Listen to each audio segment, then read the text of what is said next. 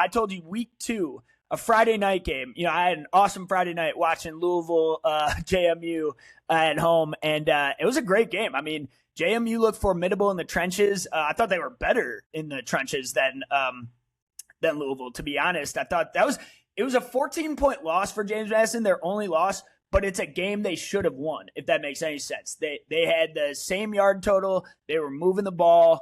There was a costly turnover, fumble in the end zone that Louisville recovered for a touchdown. They were having a quarterback conundrum. It was weird. They were playing Alonze Barnett and then Matthew Sluka as well. They couldn't pick a quarterback. They were like alternating drives. I remember the game because the announcers kept getting annoyed every time they flip-flopped QBs. And I was getting annoyed too because I was like, you're not going to win this game that way. But it's funny. I think if they would have just played Barnett, they might have won that Louisville game at the start. So could be sitting at 13-0. What I'm getting at is that this team is ready to go. They're legit. I think they're formidable in the trenches, offensive line, defensive line. They can handle the big dudes. Louisville's different than Oregon, though. So let's make that clear. Louisville's a great team, had a really good season. Oregon's a different beast in the trenches, though. Tell us about their offensive, defensive. I mean, it's just sick. It's a sick amount of talent when you talk about potential high draft picks, potential first-round picks. The offensive line, both in the run and pass games, have been terrific. They've been arguably the best pass-blocking team in the country. It starts with Isaiah World there at left tackle. Alex Harkey's really good at right tackle. Got Yapani Lalulu at center, one of the best centers in the country. I believe Oregon is a finalist for the Joe Moore Award for the best offensive line in college football. And then defensive line, man, they've just been outstanding. That's after losing Connerly too. I mean, they lost so many dudes in the NFL, and they just reloaded in the offensive line. Oh yeah, Connerly and Cornelius, Johnny Cornelius, too, and they replaced them both in the portal. And this offensive line's been even better than that unit they had last year. And then defensively, Mateo Uiagalelei, Tatum Tuioti off the edge; those guys are outstanding. The turnaround from Bear Alexander, what Dan Lanning's done with him, he's been an outstanding coming back player. too. Just announced.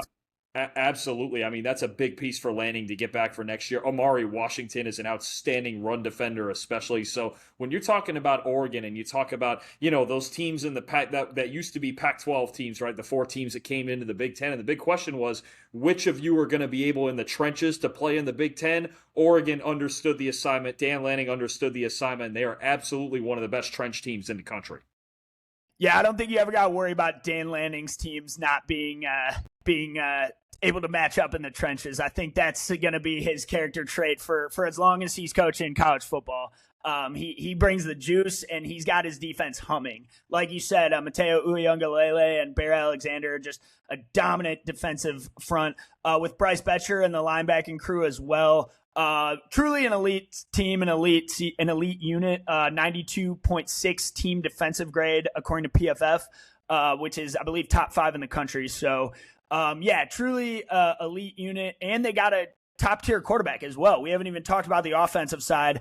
I'll say right now, I think Dante Moore, if he were to come out in this draft, he would be my QB1. I would draft him as the first quarterback. I think he's super poised, calm, strong, tall in the pocket. Reminds me a lot of CJ Stroud, which I know Max made that comp, so I'm not going to take his comp, but CJ Stroud is a good comp for a QB like Dante Moore, who's accurate, poised, makes good decisions, makes the right reads, really can do it all.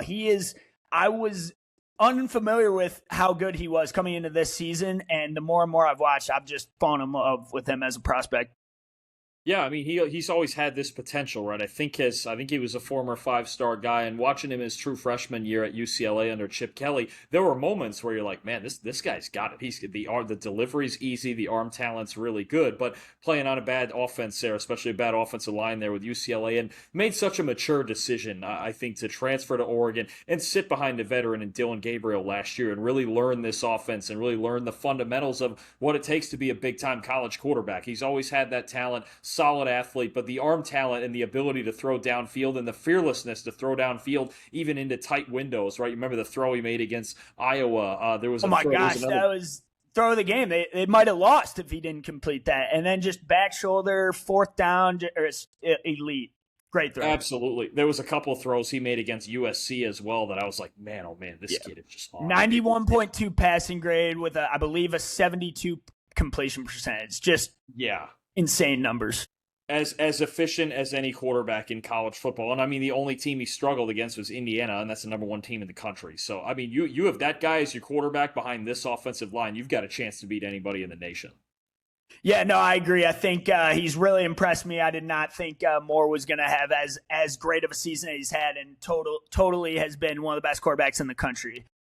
So yeah, he's got a decision to make, which obviously we won't speculate. A lot of ball to be played for him this season, but yeah, no, definitely in terms of draft prospects, he's starting to get my notice for sure.